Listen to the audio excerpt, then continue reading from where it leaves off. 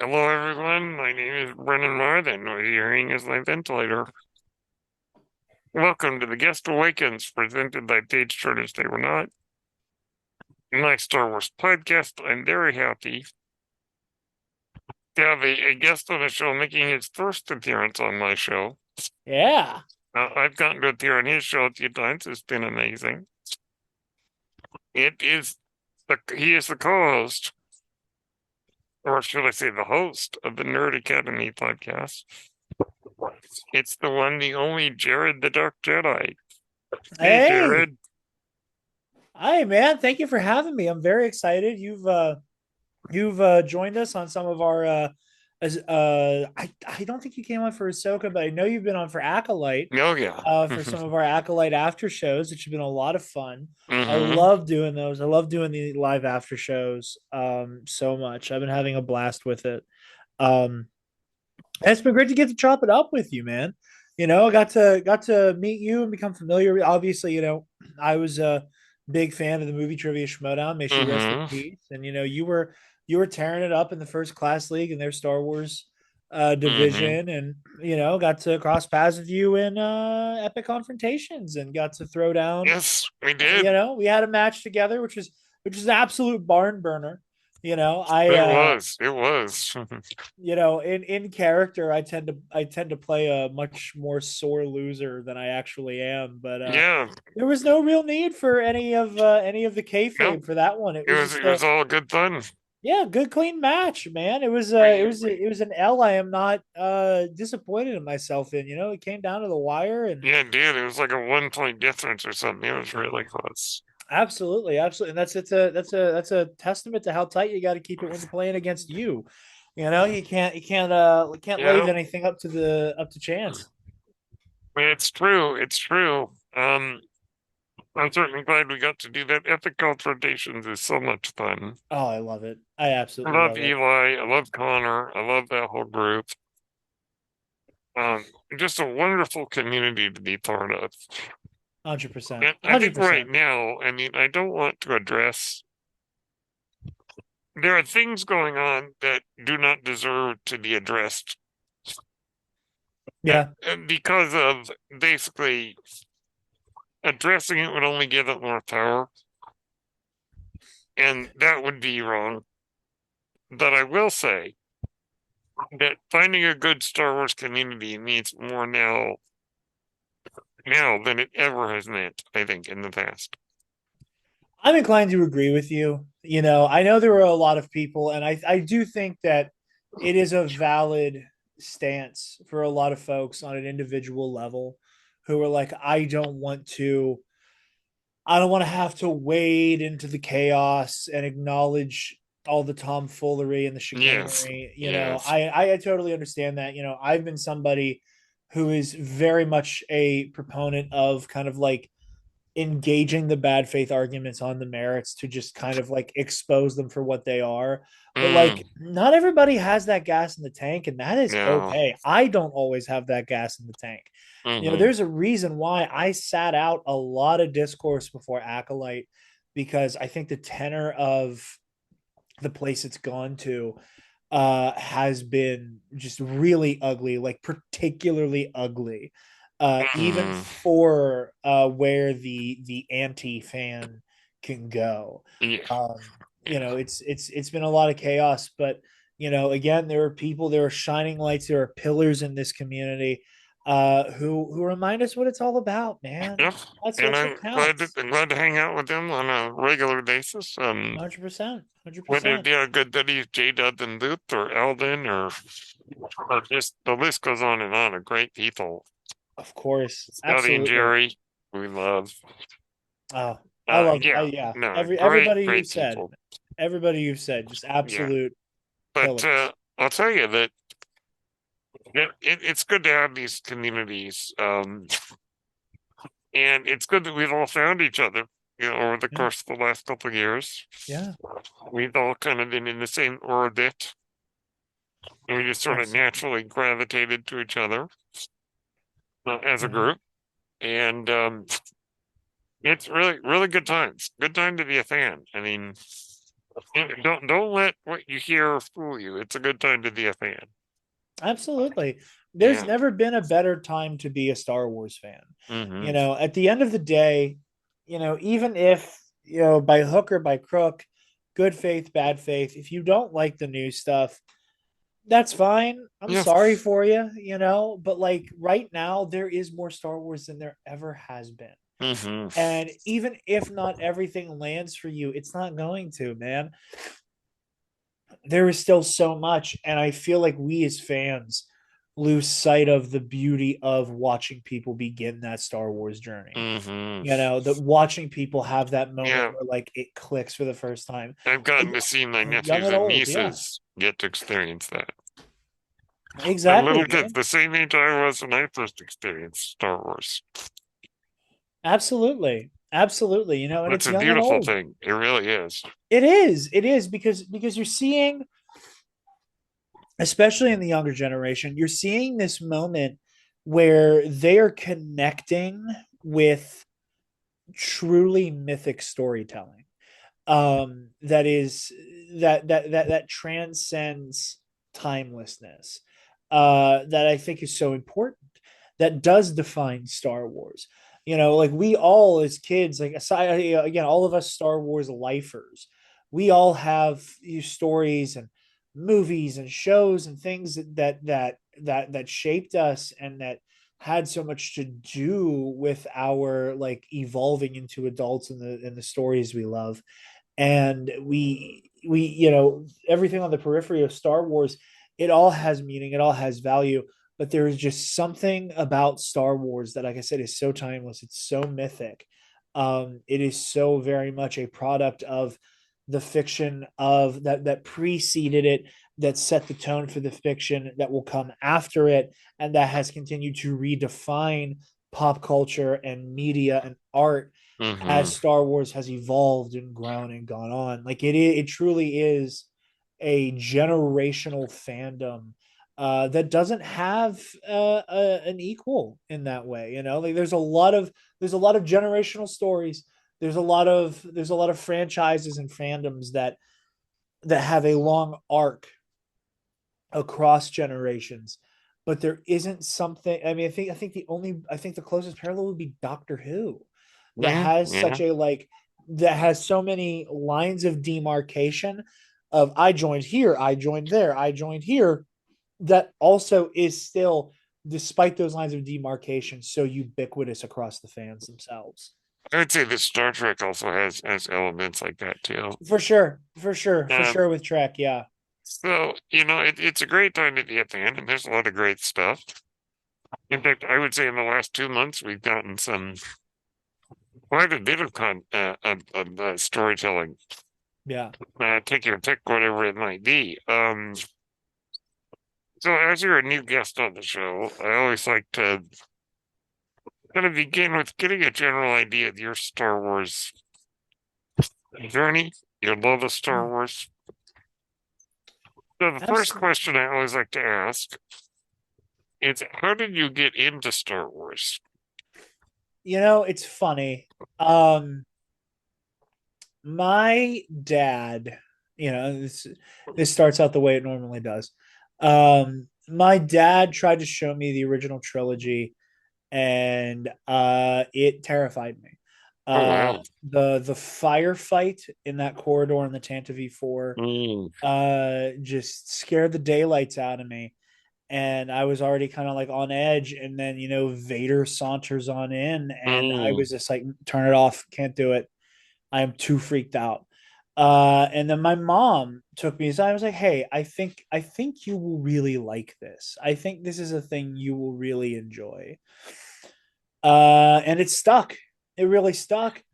That's the story I'm told by my parents. I obviously don't remember because that was so long ago. But like my most formative Star Wars memories, um, they're rooted in the Phantom Menace, but more specifically, they're rooted in this older Xbox game, like the OG Xbox. It was this mm. forgotten dud of a game called Star Wars Obi-Wan. Oh Uh, yes. I remember it well. It's my I to this day I think it is my favorite Star Wars game, just like Mm-hmm. sheerly based on nostalgia. But Mm-hmm. like I loved the Phantom Menace as a kid, and I but like so much of the aesthetic and the visual language of that Obi-Wan game borrowed from specific elements of Phantom Menace that just really stuck in my brain. Mm-hmm. That like fundamentally changed that just again changed something in my brain forever that had me hardwired for Star Wars. Where like the main menu was like the plasma refinery, or it was styled like the Mm-hmm. plasma refinery. The menu music, like there was at a moment you were in the menu that you weren't getting like a little bit of but specifically that part, like it never got to like the big crescendo of that music. So it was just kind of, it was almost like this like idling motif in my brain because I played the game all the time with my dad. So Mm-hmm. like, it's just this on repeat, just the just Mm-hmm. all the time. I was going around the house humming it. My mother was begging me to shut up. And like so like there was so much of that, and like again, so much about what I love about Star Wars can be traced back to that game, because again, it's the Phantom Menace aesthetics. It is the idea of you are a Jedi and you are charged with the guardianship of the galaxy. That'd be a good series of movies and comic books. But like one of the most unique things about the Obi-Wan game, as as you said you played it, was the a very brave developmental choice they made, that the right joystick would control your lightsaber, not Mm-hmm. X, not the right trigger. There was no direct camera control. The direction you moved the joystick was the direction in which Obi-Wan swung his lightsaber. Yeah. um, and I think that really did impress something upon me with the gravitas and the just how mythic the lightsaber feels and how much power it gives you to wield it. That it was something that I think did truly affect the way that, like, as I got older, as the thing that I love about, one of the many things I love about Star Wars fandom, is the way that we all as Star Wars fans are fans of Star Wars, but there is a very specific, you could get down to very specific niches in Star Wars fandom. That there are people who love Star Wars, but what they're really here for is like this thing or that thing, or Mandalorians or the Mm-hmm. ships and stuff like Mm-hmm. that. Where for me, like, it really came down to like the philosophies of the Force, and Yeah. specifically like lightsaber martial arts, which was something that I was deeply fascinated by. And it's why for the Patreon, for Knights of the New Republic, we do a versus series. My co-host Spencer and I, because it's just something I've just always been so into. But yeah, like you can trace it all back to that game. You can trace it all back to this like forgotten, not quite a classic, that nobody remembers, aside from like the brief, I'm talking about every Star Wars video game ever YouTube video. And but yeah, no, it all started with Star Wars Obi-Wan. Mm-hmm. No, it was that was kind of the golden age of Star Wars games. Yes. The 90s and the early 2000s. In fact, arguably even till the late 2000s. Yeah. Even with like Star Wars Unleashed, the Force Unleashed, video games were part of what made Star Wars what it was. I remember Star Wars TIE Fighter is probably my favorite Yeah. See, Star I Wars never got game I that never was got ever around to that made. one. And that was, a great flight sim. So many neat stuff back in like the mid 90s. But yeah, it really is interesting how the games played such a big part Yeah. in the fandom and really meant a lot to people and still do. Hmm. And as we saw with the Fallen Order games, and soon we're going to get Outlaws. I mean, it's some amazing stuff. that they've Absolutely. got going on there, and hopefully even more as the years roll on. Yeah. No, absolutely. I mean, I think the thing that is so fascinating about Star Wars gaming past a certain point is that, you know, I was, man, how old was I? It's like 5 or 6 when Revenge of the Sith came out. So Mm-hmm. I'm a little kid, and all I've heard on the news and from my uncles and all the people around me is like, this is the last Star Wars movie, no more after that. Mm-hmm. and and I'll tell you, like, that was an idea that, like, I held as sacrosanct as a kid, that I was like, oh, there never will be another one. All I can do is dream about what if. Mm-hmm. Truly never thought that I would see Star Wars return to the big screen. So I was, the video games, your KOTORs, all of those veritable classics, Yes. like, on top of publishing, obviously, like, Mm-hmm. they carried Star Wars on their back. Like, again, talking about the generational thing, like, the thing that is so exciting to me about the Acolyte is that it is a show being helmed by somebody whose fandom blossomed during the first dark time, in that period where, Mm. like, we're unlike your Favreau's and Filoni's. I mean, Filoni's kind of like a weird case because he was like old enough to be a prequel kid, but had already seen the originals. But like, but so many people like J.J. Abrams, Ryan Johnson, um, that like grew up on the original trilogy and then saw the prequels as adults. But by the time they saw the prequels, like, they had like kind of like leveled out in terms of their fandom of Star Wars. Mm-hmm. Where somebody like a Leslie Headland, they came up on books and comics and video games. Like, again, obviously the movies are involved there. They are the centerpiece. But like, she was around and engaged and was having that first contact, to reference the other Star franchise, with Star Wars, at a time where Star Wars wasn't just Luke and Han and Leia and Chewie and Lando and the droids and Darth Vader. It was Mara Jade and Jorah Sabayoth and Grand Mm-hmm. Admiral Thrawn and Pelion, where, like that's a really fascinating time period to pluck a fan. And I do think it, I know we talk about Acolyte a little bit later, but just in the grand scheme of this conversation, I think it does show in the nature of the story she's telling.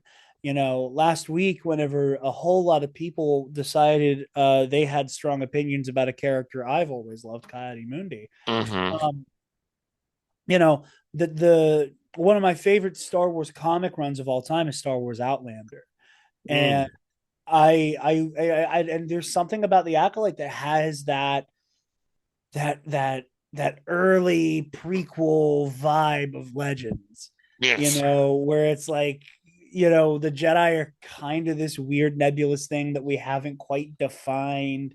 Mm-hmm. And, like, again, obviously, this is all within the constructs of the canon and all of that, but like, there's just a legendsiness to the Mm-hmm. Acolyte that you can tell comes from, that was where Leslie started as well. Yeah. No, And I think it's beautiful. Leslie's about my age, maybe a little younger than me. Yeah. And so, yeah, we would have both grown up kind of in that. And I remember as a kid, there was the original trilogy. Mm-hmm. There were a good number of games, of comics and books, but really there wasn't much more than that. Yeah. And let me think, when The Phantom Menace came out, I was 13. Mm. And so I remember it felt like you had the special edition Star Wars re-release in theaters. And then you started to get some very kind of early whisperings of what would be in the prequel trilogy. And it was a very interesting time because what was keeping Star Wars afloat, as you say, games, comics, books, because I don't think it was known necessarily by most people that there would ever be more Star Wars until probably 1997 when people really started to catch on to that idea. But there was something so fascinating about that time that I think I agree with you that what Leslie Headland is putting in the Acolyte feels like it comes kind of out of that time. Yeah. Also, I would say that the Acolyte so far to me feels as George Lucas as Star Wars has been without George Lucas. Yeah. It's got all kind of the feelings that he probably would put just in terms of the weird aliens and colorful costumes and strange locations and the Jedi running around the galaxy doing stuff. Yeah. Terrifying villain. Yeah, and terrifying villain. Um, so I sort of, my introduction to Star Wars was the old VHS tapes from the late 80s. Faces. Was it the faces ones? And before that, Ooh, pre-faces. even Okay. before the faces, yes. Yeah, but no, it's fascinating because you're right. There are so many ways that one can enter this galaxy, Yeah. particularly nowadays. And Oh yeah. I mean, mutual friend of ours, Alden Diaz, made a joke where he was like, like you got to remember at this point, every Star War is gonna be somebody's first along the road, yeah, and it's like I would pay good money to have a conversation with somebody who's never seen a lick of Star Wars until the Acolyte. But the first thing they watched was the Acolyte, and should just be like, well, what do you think Star Wars is? Like after hmm after getting this sample, what do you think the rest of it is like? I'd love to have that conversation. hmm So the second question I like to ask is, if you had to pick a favorite, what's your favorite of the movies? Uh my my favorite movie, I say that my favorite movie is The Last Jedi.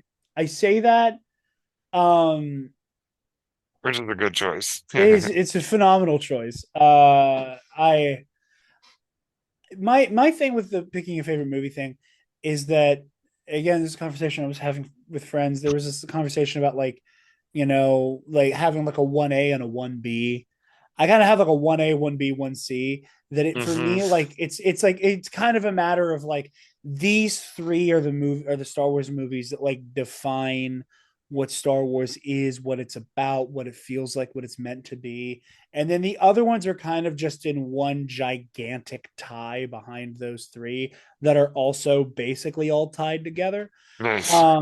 But to answer the question, it's The Last Jedi, followed very, very, very closely by Return of the Jedi and The Phantom Menace. Um, Nice. yeah, yeah. I love The Last Jedi the moment I met it. Uh, hmm hmm I had a very like profound experience with that movie that I think is going to stay with me for the rest of my life. Yeah. There was something so poignant that was so beautiful about this story about, you know, what is a hero? hmm That is the central question of that movie, is that you are surrounded by all these people who are being thrust, fairly or unfairly, into the role of the hero, and understanding what that does to them, how that affects how they view themselves in the galaxy around them, and the long-term consequences of being a hero. We obviously, Luke is Yeah. like, Luke is kind of like the main draw of that movie. He is the titular Last Jedi until he's not the titular Last Jedi, and then it becomes Rey. Um, but you have, obviously, you have Luke, you have Leia, you have Holdo. The latter of whom obviously we don't have anywhere near as much time with as we do Leia and Luke. But like again, we're seeing this idea of like, you do this hero thing for so long that like the the the aura of the heroics loses its luster, but fighting the good fight doesn't. Um, there's a lot of bad faith, very silly, nearly a decade old, uh, silly arguments about why The Last Jedi is bad. And a lot of them kind of hinge on the idea that you didn't watch the entire movie, that you don't see that Luke Skywalker very much takes the stance of maybe the Jedi are a net negative, and soul searches long enough with the inspiration of what the new Jedi could be. And then not only does he reject his earlier statement, he himself proves it wrong in magnitudes by doing the most Jedi thing ever, by defeating a incredibly powerful military by not dropping a single, or by not spilling a single drop of blood. Mm-hmm. Um, I think it's an incredibly powerful movie. It's incredibly moving. It means a lot to me about what Star Wars is, and what we're meant to take away from these stories. We live in an age where there's not a whole lot left in the world that feels unimpeachable. Mm. you know um we kind of went through that age of like old Hollywood, and everything is very idealized, and then we had our big brush with edgy filmmaking, both post Watergate and then post 9/11, Mm-hmm. um that deeply affected our relationship with fiction. That there is no that we pivoted from heroes to anti-heroes. Gone is Superman. Now reigns a Walter White, a Vic Mackey, a Mm-hmm. Toronto. Mm-hmm. That these archetypes of, here is your main character and here is the adventure, for lack of a better term, that they will go on. And here is them also being heinous, but the guy they're up against is slightly more heinous. Mm-hmm.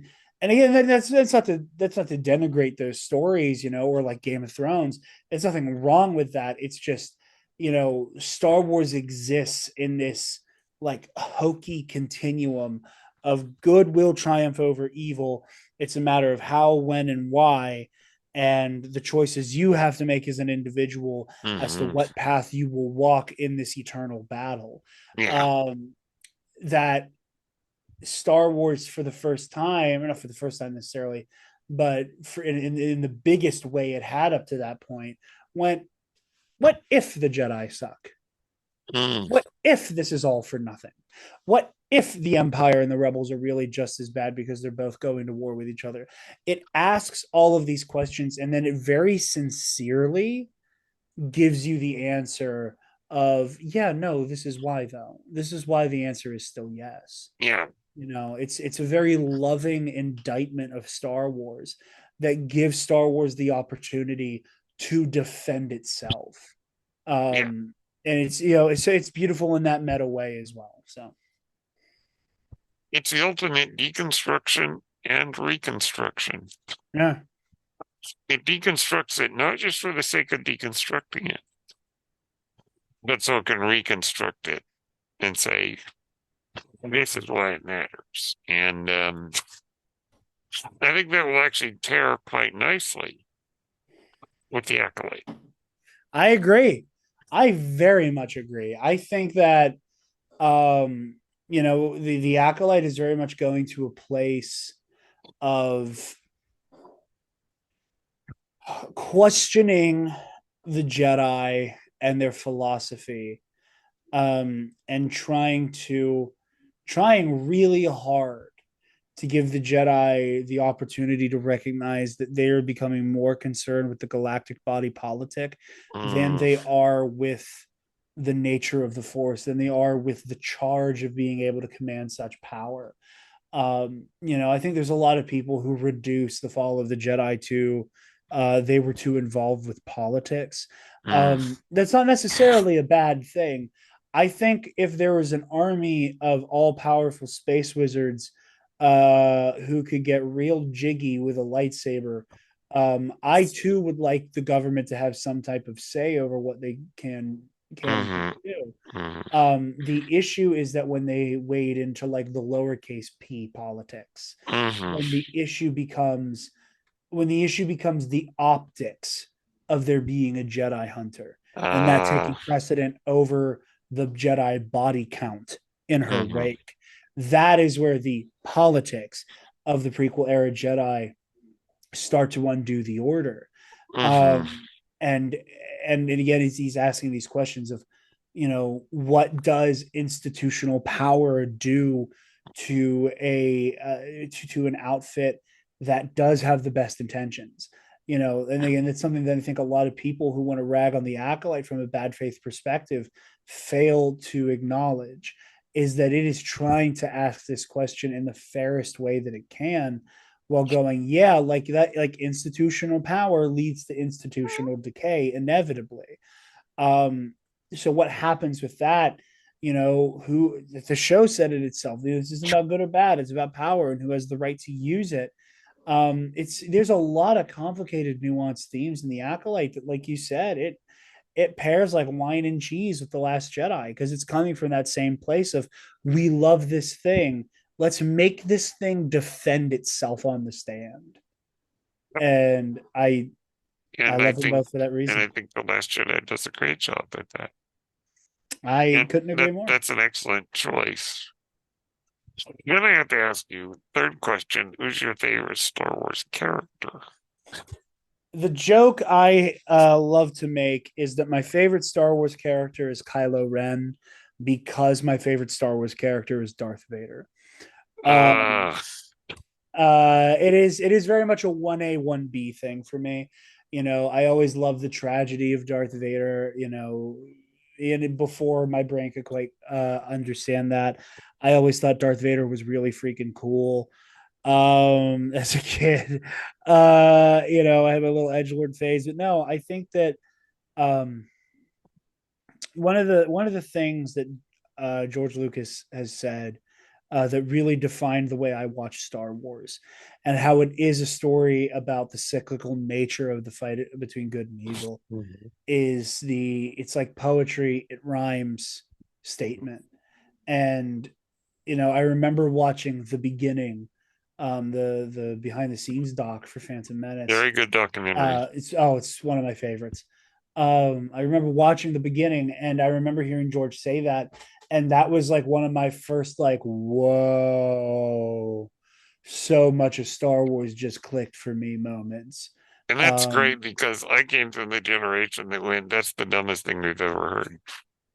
I well, Or should I say, I didn't come from that generation, but all the loudest voices were saying that yeah, from the yeah, people older than me. And so for which many is years, I kind of went, yeah, until later I went, mm, like, no, wait a minute, he's cooking. He's yeah. And cooking then really going hard back with and this. realizing that no, he knows what he's saying, and it's exactly what's been true in Star Wars. Yeah. Yeah. And with that whole angle of it's like poetry, it rhymes. Hmm. It's why I love the epic poem that is Anakin Skywalker and Ben Solo. Hmm. um the thing that I love about it, the thing that I could talk for hours about and have, is that their stories are identical but backwards. Hmm. Hmm. Like it truly is like you're holding a mirror up to it.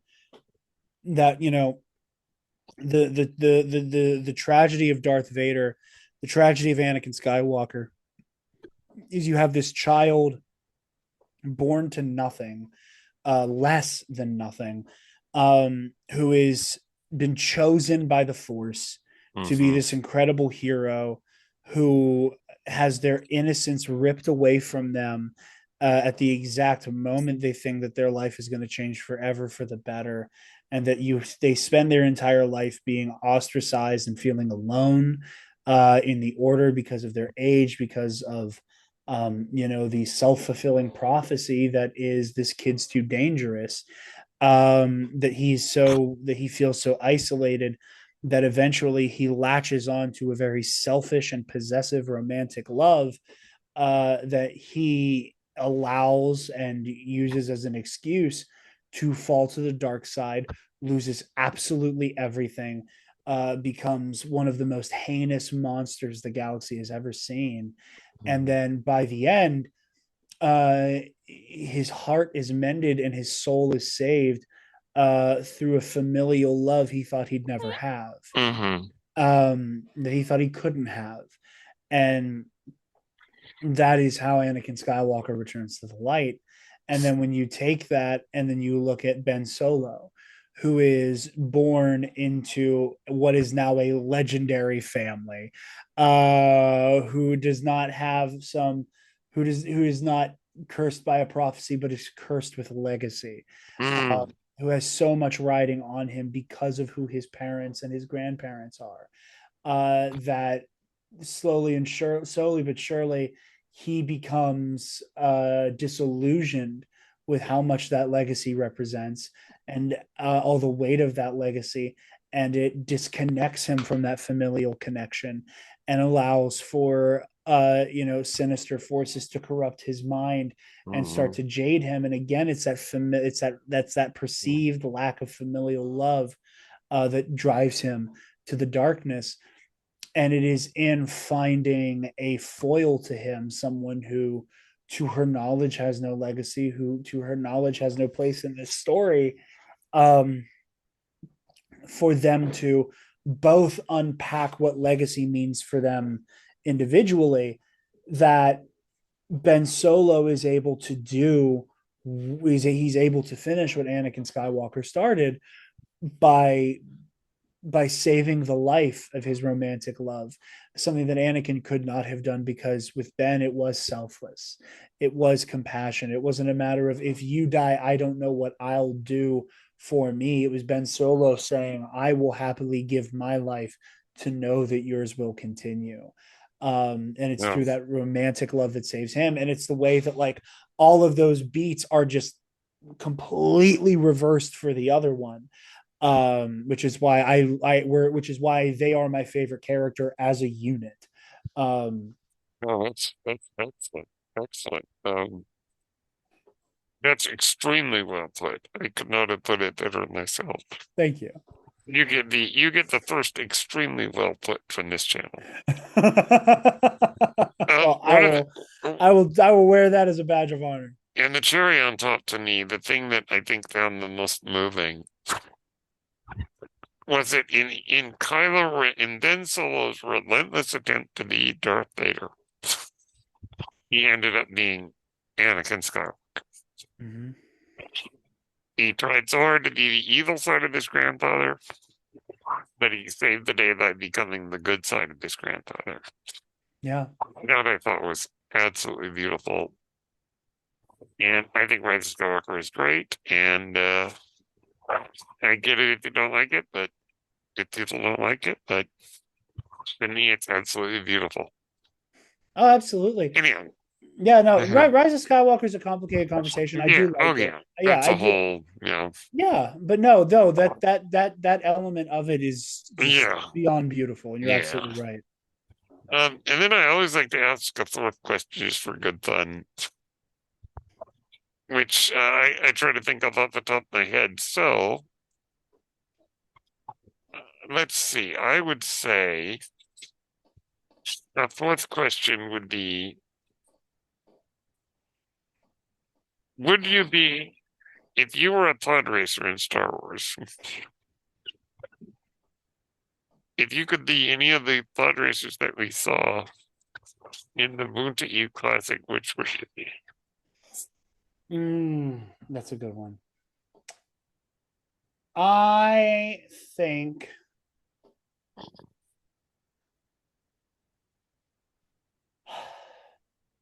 I'm trying to think. if I can get the pod to work, Ben Quadraneros, Yes. if I can get the pod to work, because aesthetically that's the one that pleases me the most. Yes, it's true. And I'm fighting the urge to not just use this as a backdoor to say I get to live my life as Darth Vader. Uh-huh. Yeah. Hey, okay, use the stick because I'm like you say that, and immediately I'm like, sneaky option, Anakin Skywalker. But no, I think if I'm not going to be a little bit of a troll with it, um, I think I'm gonna say Ben Quadraneros just because I like his pod. Yes. No, it's a good choice. It is a good thought, but man, there goes Ben Quadranero's Tower Couple. Yeah, yeah. I Like I think that said, for me, the one I always liked in the old N64 pod race game was Mars Glow, which yeah, there was a really cool pod. I really like that one. yeah. I never got super into the pod racers and stuff.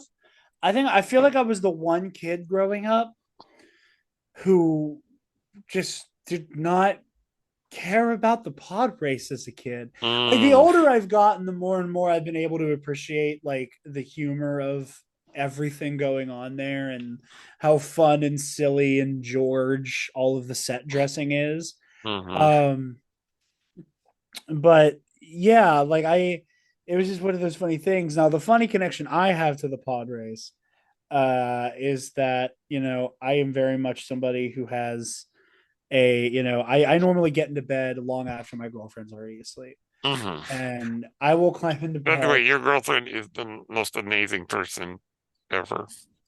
I am the luckiest person You on the you are planet. a very lucky person. I am beyond lucky. Thank you.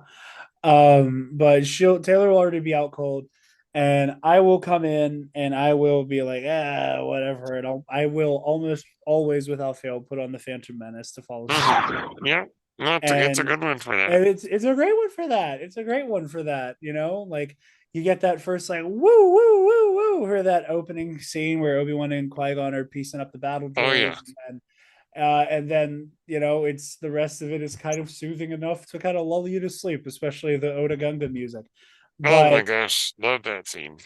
but Taylor, without fail, every time I put on the Phantom Menace when I go to bed, she will wake up during the pod race. Hmm And it turned into such a meme that we started doing like the Marriage Story meme where it's like Adam Driver freaking Oh out at Scarlett Johansson. yeah. It's just like every day I wake up and it's the Boon to Eve classic. Yes. It became the joke, which then slowly devolved into Taylor deciding that one of her favorite Star Wars characters is Sebulba.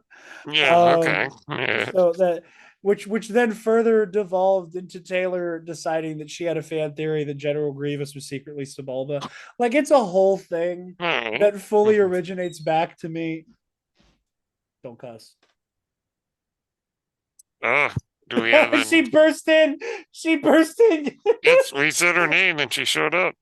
It's not that I have a theory that one is the other. Oh, They are the we got a theory General here. Grievous is a Sebulba. Okay, so are you changing the theory now to say that No, General it's Grievous is a not. Doug? No, I will not elaborate. Oh, well, there we go. There we It's go. out of the presses. But yeah, no. So I guess because I want my girlfriend to like me, I guess I'll pick Sebulba That actually. might have been the first cameo we've ever had in this podcast, just someone just popping in randomly. Yeah, like a sitcom character just bursting through the door. I love it. That's what I Yeah. live for. Oh yeah. Good stuff. No, it's a good theory. I like that. Yeah, as insane as it might be, but hey, Canon schmanon. yeah, yeah, true enough. At least it's not a birthday issue. We Yeah, don't get won't me talk about started. that Don't now. get me started. Like I said, the internet has thoroughly convinced me that I am the only person online who actually likes Coyote Mundi. So seeing a bunch of people pretend to give a crap about his existence offended me personally. 'Cause I was like Cassian Andor. I've been in this fight since I was 6 years old. Like I've been riding for Coyote Mundi for as long as I've been in the Star Yeah. Wars. And all you hangers on are pretending that you care about this man's birthday. Mhm. Yep.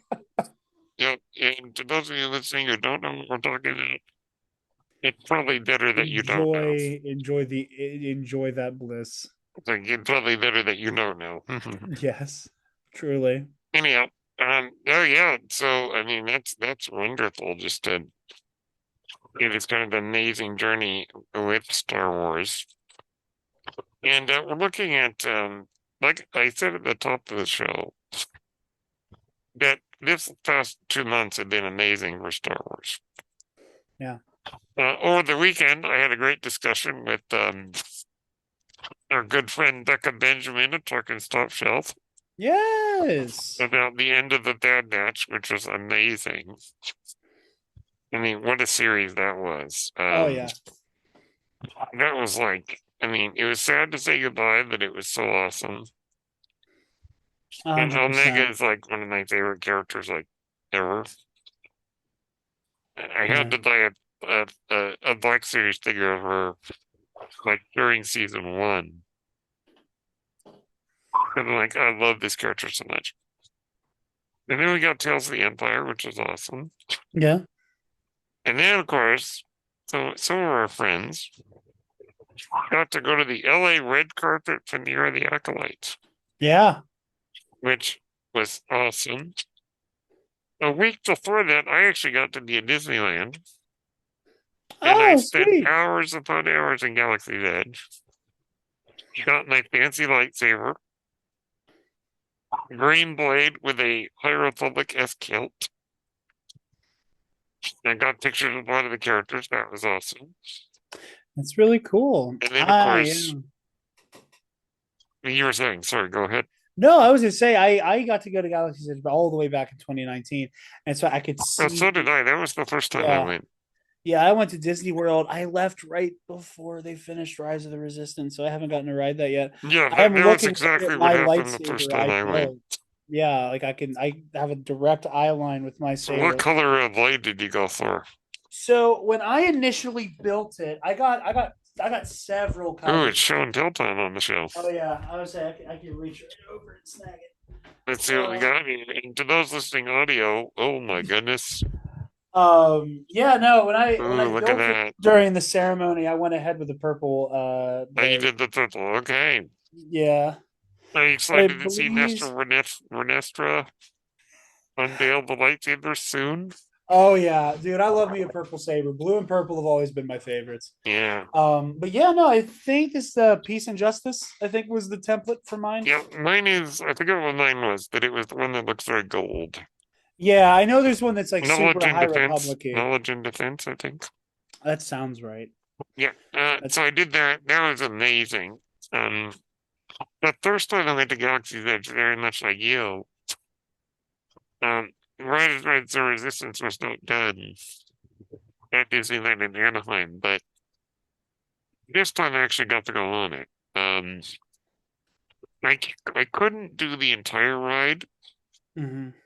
of Flight of the Falcon or Rise of the Resistance, but they let me go on as much as I could Okay. and let me like tour the rest of it. And that was That's really, really really cool, kind of them. though.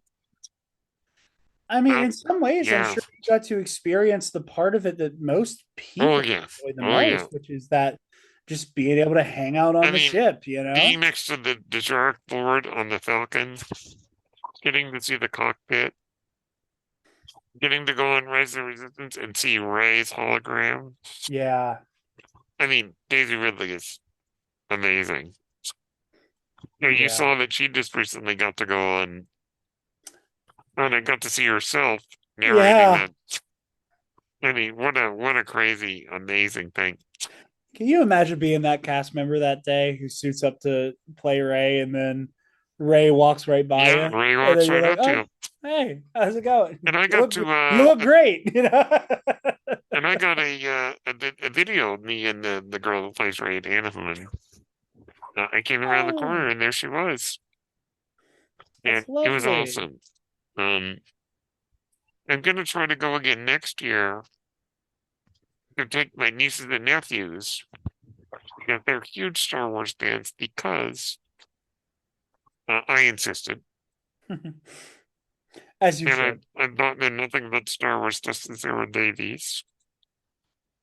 And I can't wait to take them because they're old enough to really get to appreciate how exciting Yeah. it would be to be in Star Wars. I mean, Yeah. I wish that when I was a kid, when I was their age, that such a thing existed. Because Yeah. I would have loved that. Can you imagine being young enough that your introduction to Star Wars is Galaxy's Edge? Can you imagine what that would be like? I don't think I would have been able to handle that.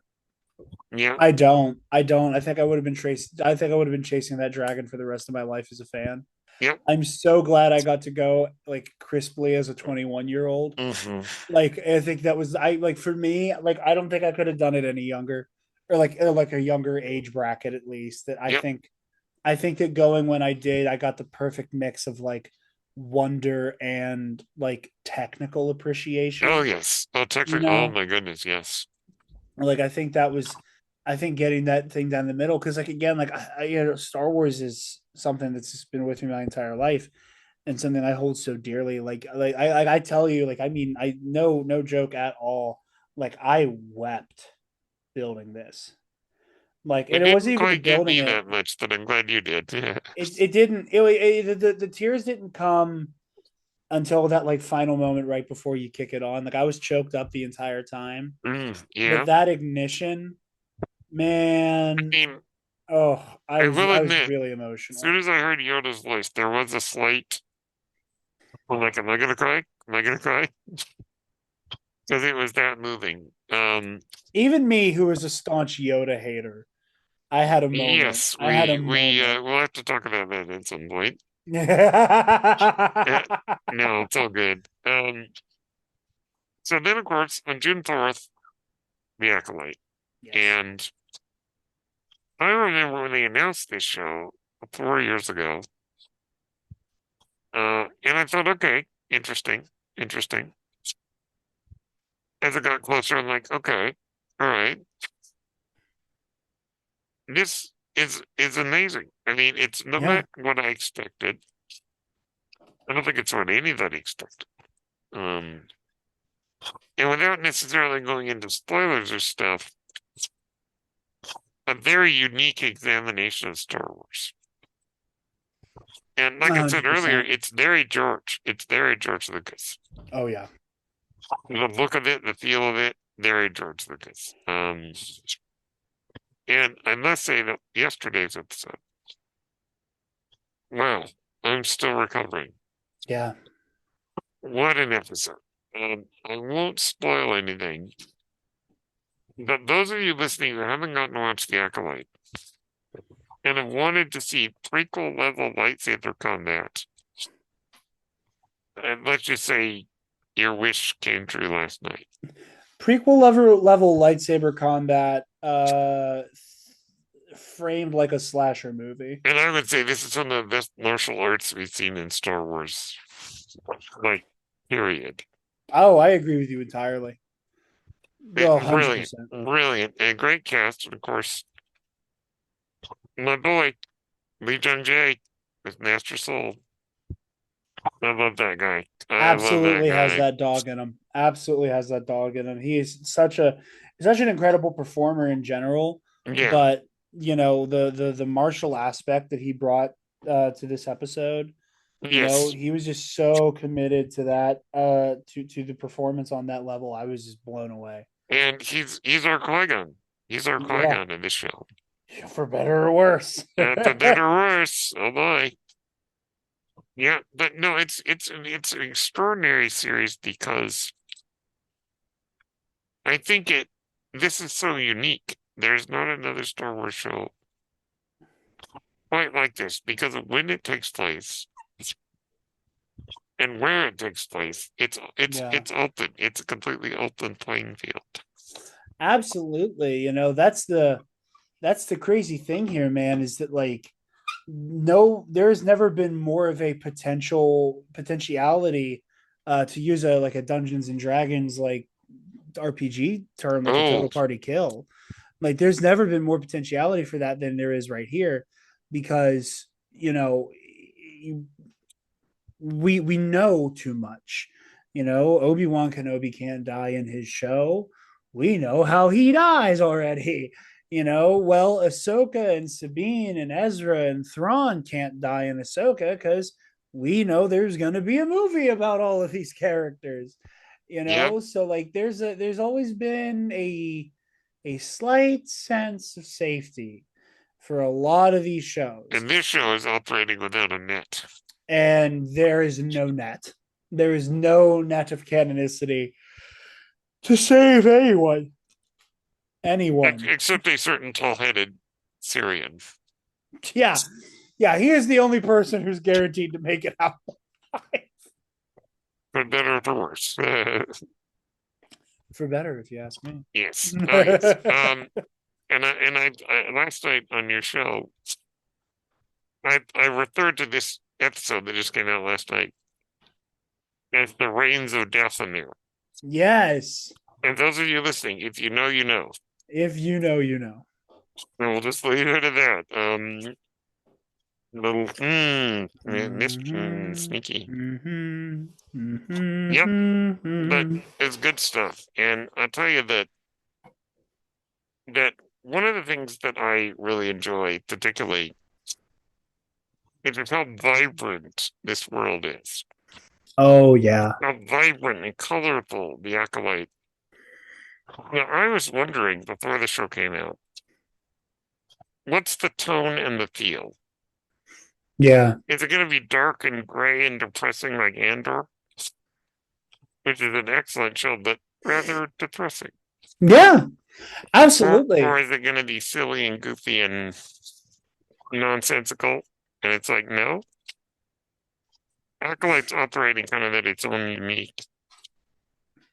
I would say this is as close to the Phantom Menace in terms Yes. of tone. Tonally, it has a lot in common with the Phantom Menace. I think that it is kind of this like it's a really interesting like Frankenstein's monster of a lot of Star Wars television. Because Hmm. it goes to like a very very dark grim Oh, place yes. like Andor, while also having all of the silly pulp of Mando and Book of Boba Fett, while being very mythic and feeling so just again feeling so fantasy, like Ahsoka, Yes. like it in Yes. and Obi-Wan, like it is kind of this Voltron of all of Star Wars TV up to this point. And I love that you said that fantasy. I mean, yes, this is like Lord of the Rings in Star Wars. Yeah, This is maybe some of the most fantastical Star Wars we've seen. it's up there. It's absolutely up Where the there. technology doesn't really play much into it. I mean, no spoilers, but going into a dark forest. I mean, this dark, fantastical forest. Yeah, Feels like Dark Crystal or something weird like that. absolutely, It's absolutely, it does. great fantasy. It's I very agree. much George Lucas fantasy. Yeah, Willow, I would say it's like Willow for to some sure. degree. Very much like, Yeah. speaking of other George Lucas projects.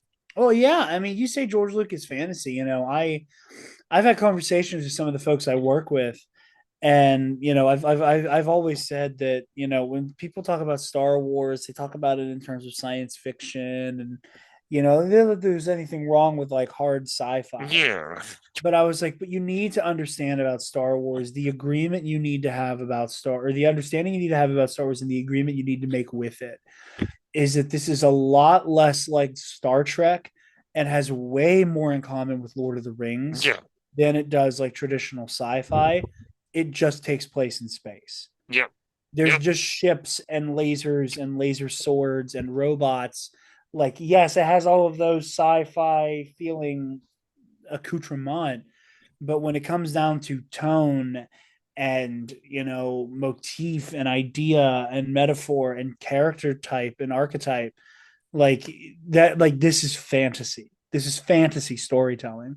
It, And the Acolyte is proof positive of that fun little, for lack of a better term, bait and switch that Star Wars does with itself. yes, yes, it does. And I think it was Leslie Hedlund, the creator of the show, who I have heard pitch this to Lucasfilm, pitched it to Kathleen Kennedy as Frozen meets Kill Bill. And from what we've seen so far, that's about as well as you could put it. I love when she said that the internet as a collective went, what? Yeah. The like nobody knew what in blazes she was talking about when she Mm-hmm. said Frozen meets Kill Bill. It sounds like a word salad. It sounds incoherent. And then you watch The Acolyte and you're like, oh yeah, this is Frozen meets Kill Bill in It Star is Wars. Because you absolutely, immediately go, oh, I get it now. except for people breaking out in the song, which I mean, maybe I don't know. Yeah. I mean, I Hey, don't know. they Maybe just gotta Chimera let will it go. suddenly, maybe Chimera will suddenly start melting. I don't know. I Why mean, for not? all we know, there's so many twists and turns in this show. They might as well start singing. Yeah, Truthfully. but Truthfully. she's absolutely right about the Frozen meets Kill Bill. I mean, that is maybe one of the best ways she could have described it. And I mean, and just wonderful. And I can't wait till the season of it is done, so that we can kind of know what's going on. Yeah. I'll just leave it at that for those listening. It gives us the pieces of the puzzle one by one, and eventually we'll be able to assemble that puzzle. Yeah. I think it's coming sooner than later here, but I don't think we're gonna get to it before it gets even more twisty and turny. Yes. So one thing, kind of moving away a little bit from the acolyte, is I need to start adding this as a question up top. I asked you about your favorite of the movies. Do you have a favorite of the shows? And this includes animation or live action. So for now, I don't want to call my shot yet with the Acolyte. Mm-hmm. I think it is shaping up to be one of my favorites. I don't know if it'll be my favorite. Currently my shows in terms of live action, animation is so much harder for me to rank because Mm, it's I haven't seen all of Rebels in so long. I'm making my yeah. way back through the Clone Wars right now. So that's always hard for me to quantify. But in terms of live action, um going from like the bottom up, it's got to be Andor, which is a great show. Andor is a great show. Yeah, People this is hear me. why this is sort of like why I say like most favorite, because everything could Yeah. be your favorite, but it's like what is the one that just really, Yeah. Everybody hears me put Andor at the bottom and they're like, what is wrong with and you? that's like that's still amazing. It's a phenomenal, it's It's maybe one of the best phenomenal shows I've television. ever seen. It is. It truly is. It is an incredible program. I need more mythicness in my Star Yes, it's a Wars. good point. It's a good It's not as point. pulpy and mythic as I'd like it, and that's just one of those things that for me doesn't make it a Star Wars that I'm like chomping at the bit to return to. And it doesn't mean we're saying it's bad. We're just saying that it doesn't connect on those levels. Yeah, yeah, 100%. So, It Andor, presents to us a different examination of Star Wars. yes, yes. So I'd say Andor. Um, excuse me. Andor, probably Book of Boba Fett. But I love Book of Boba Fett. Book of Boba is great. I just Um, rewatched the Luke episodes. yeah, so And the Mando episodes, those are good. Yeah. I feel like there's a show I'm missing. I feel like I'm going Ahsoka, crazy. Acolyte, Obi-Wan, uh, Mando. Andor, yeah. Okay, yeah. I say yeah. Okay, I'm good. I just always feel like there's one missing. Oh, it's because every time I do this, it's ranking Mando by season. That's what's throwing me off. Yeah, well, Um, no, maybe as a whole, yeah, as a whole, so let's go Andor, Book of Boba Fett, The Mandalorian as a whole. I love it. I absolutely love that show. Ahsoka, Obi-Wan. I think are my uh, favorites, and I think I that if Acolyte stays, if Acolyte continues the hot streak it's on, it might dethrone Obi-Wan and bump everything down a level. I am so glad to hear you say how much you like Obi-Wan because I think that the show was a bit unfairly maligned. But I will say that putting all that aside, Vivian Lyra Blair as Little Leia Oh yeah, is one of the best things in Star Wars recently. I'm inclined to agree with you. She is She turns in an incredible extraordinary. performance. And also, I got to give a shout out Moses Ingram as Reva. Oh yeah, oh yeah. Wonderful, wonderful. And I certainly hope that the actress that she'll come back to a celebration and see how much she is absolutely adored. Oh, I hope so. I Because hope like, don't so. listen to the voices on the internet. Go to celebration and see how much they love you there. 100%, 100%. You know, That's the best place to see it. I think that Riva might be one of my favorite characters in the new canon. Like period. Like of the characters introduced post Disney acquisition, I think Riva is maybe top three. Um, No, I'm glad to hear say how much you love that show because I love it. I think it's a great show. I really do. yeah, yeah. There are so many people who undercut Riva's involvement in the story and are like, who have this weird imagined version of the show in their head where it's just like I don't know, maybe 6 episodes of Obi-Wan and Vader duking it out. But I don't know. But when people are like, oh, like Riva has no place in the show, it's like, no, you fundamentally don't understand what the show's about. Like the whole show is Riva. Like Riva represents everything. Reva represents Anakin's fall.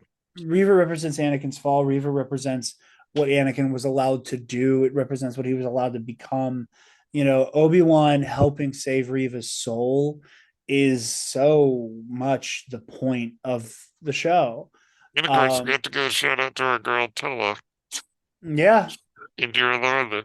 She was so good. I mean, but yeah, amazing stuff. Amazing stuff. But so for you, Acolyte is shaping up to maybe be your number one. Yeah. it might be. It might be. I It mean, will almost certainly end up in the top three. It's I just mean, a matter of where. for me, I think Andor is my favorite of the live action shows, and I always quantify, not quantify. I always preface this by saying to those listening, I am not in the camp of Andor is great and everything else sucks. I am not in that camp.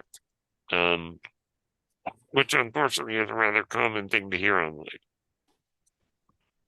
Andor is, I think, fantastic because it's fantastic, not because of any comparison to the other shows.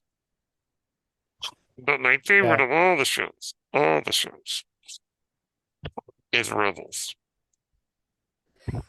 Is Rebels. I think at the moment, Rebels, Bad Batch, and Andor are probably in my top three of the shows. That's a banger top three. I'll tell you this: I haven't rewatched Rebels since the whole show came out, but I remember for the Versus series last year, I had to rewatch a handful of episodes for research purposes. Yeah. Because funnily enough, we did Kanan Jarrus versus Riva, um, and I was rewatching a good bit of Rebels for that. And man, that show holds up. Yeah, Wow, it does. I that is mean, really good. I was like, man, like this is I forgot how good this show was well, for a brief moment. I remember 10 years ago when it was coming out the first season. The I watched it from day one and went, okay, okay. And yeah, this is fun. This is good stuff. You know, I thought of it kind of this, yeah, this is good stuff, and I like it. Then the third to last episode of season 1 happened. Yeah. Tarkin shows up, and heads will roll.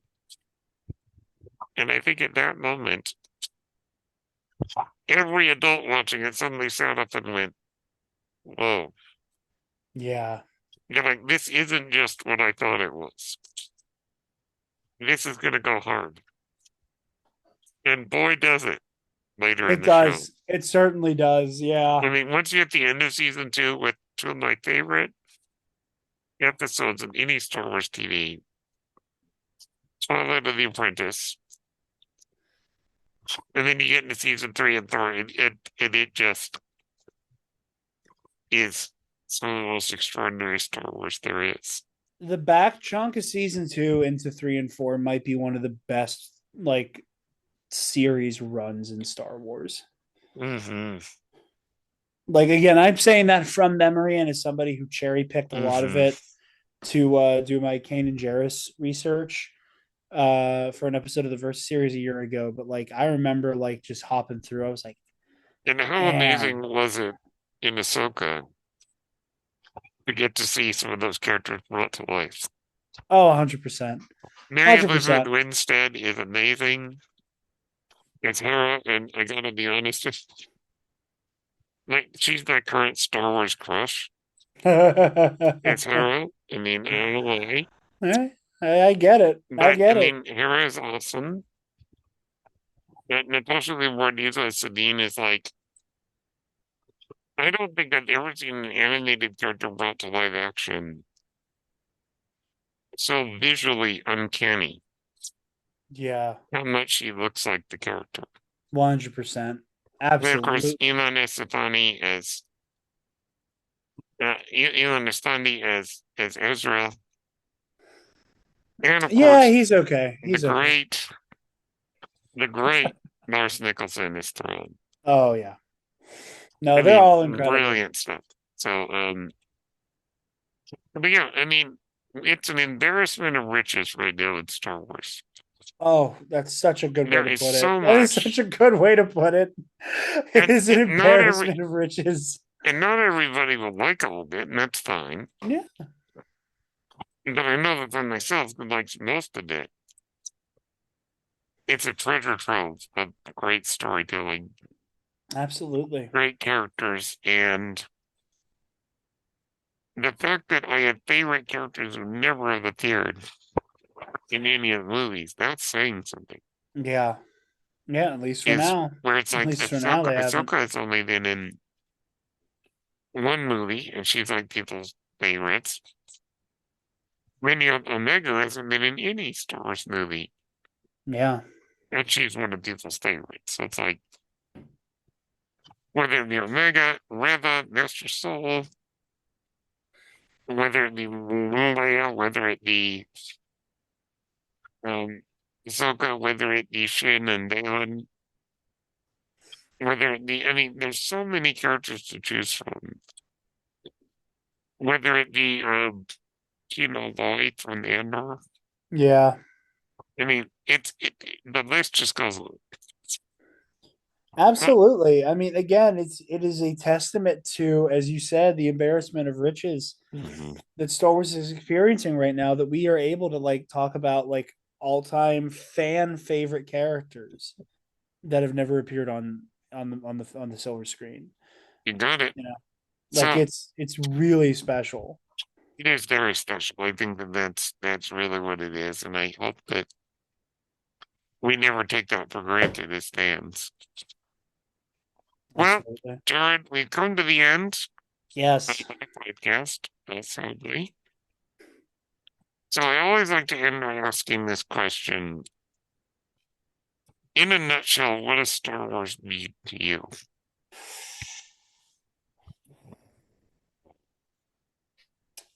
Star Wars to me is a Star Wars is the ultimate morality play. Mm-hmm.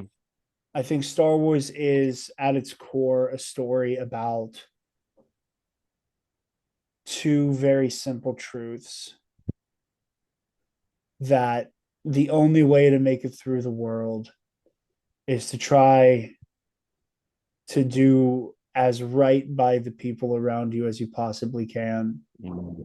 And that the other truth is no matter how hard you mess up, it is not too late to turn back around.